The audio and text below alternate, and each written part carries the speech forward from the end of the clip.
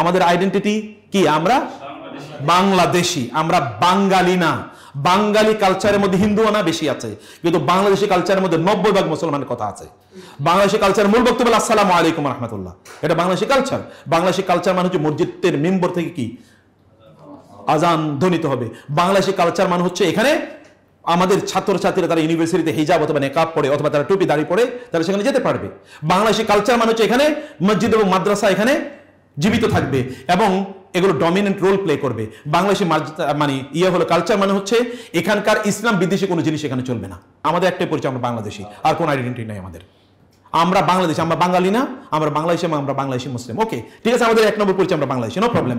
কারণ বাংলাদেশি বললে কি ইসলাম, বাংলাদেশি বললে কি ইসলাম প্রায়োরিটি। যখনই বাঙালি বলবে তখন কি এটা কলকাতার সংস্কৃতি। অতএব এই কারণে ওরা বাঙালি শব্দ আমাদের উপর চাপিয়ে দিত, বাংলাদেশি বলতো না। আপনি বাংলাদেশকে উন্নত করেন, কোনো সমস্যা নেই, কিন্তু ইসলামের বিদ্বেষ চলবে না। এটা বাংলাদেশি কালচারের অর্থ, এটা বাংলাদেশি কালচারের অর্থ। যখন আপনি এখন থেকে 200 বছর আগের দিকে যদি তাকান, তাহলে দেখবেন এই অঞ্চলের লোকেরা এখানে কি পড়তো আসলে। এখানে আসলে পড়তো কি, তাদের কি ছিল, তাদের সিলেবাস কি ছিল, দেখেন না আপনি তাদের সিলেবাস কি ছিল। তাদের সিলেবাসের মধ্যে এগুলো ছিল কেন, যেগুলো এখন আমরা মেইন স্ট্রিম নামে পড়ছি।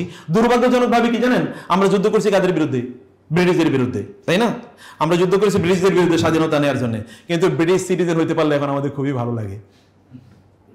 শুধু কি তাই, ব্রিটিশ স্কুলে বা ব্রিটিশ কারিকুলামে যদি পড়তে পারি তাহলে আমি এরকম না, ইংলিশ মিডিয়ামে পড়তেছি, আমি ইংলিশ মিডিয়ামে পড়ি।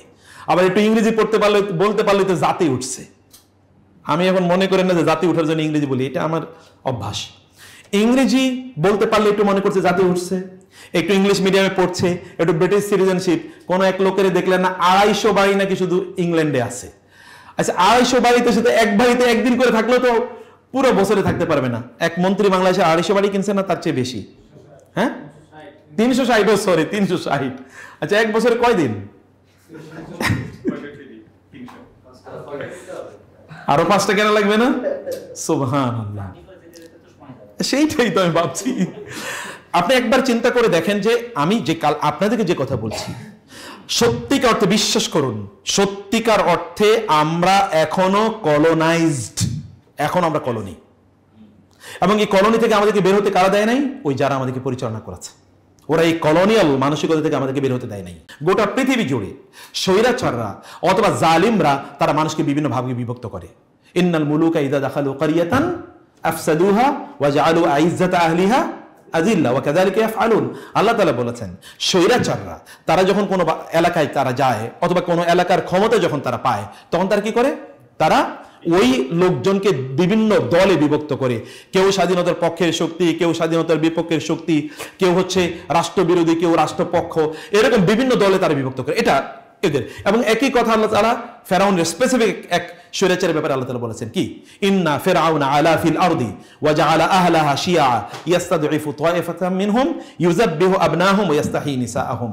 আল্লাহ তাআলা বলেছেন ফেরাউন কি করেছে? ইন্না ফিরআউনা আলা ফিল আরদি, ফেরাউন স্বৈরাচারী শাসন কায়েম করেছে জমিনে। ওয়া জাআলা আহলাহা শিয়া, তার অধিবাসীদেরকে শিয়া মানে বিভিন্ন শিয়ায়, শিয়া মানে কি গোত্র, বিভিন্ন গোত্রে বিভক্ত করে ফেলেছে।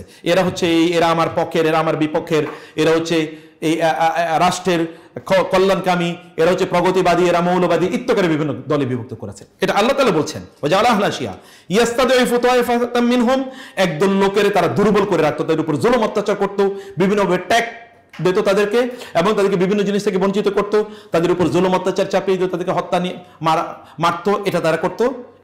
ইয়াস্তাদঈফু তায়েফাতাম মিনহুম ইউযাব্বিহু আবনাহুম ওয়া ইস্তাহয়ী নিসাআহুম, এদেরকে দুর্বল করে রাখতো। কি হবে?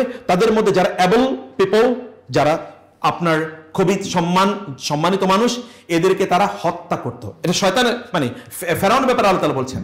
এবং ওয়া ইস্তাহয়ী নিসাআহুম, আর কন্যাদেরকে জীবিত রাখতো। এবং আল্লাহ সুবহানাহু বলেছেন এটা ফেরাউনের অবস্থা।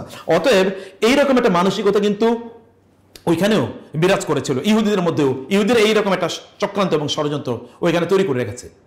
ইহুদিরা এটা শিখছে কার কাছ থেকে? ফেরাউনের কাছ থেকে, কারণ ওরা তো ফেরাউনের অধীনেই ছিল, মানে ইসরাইল।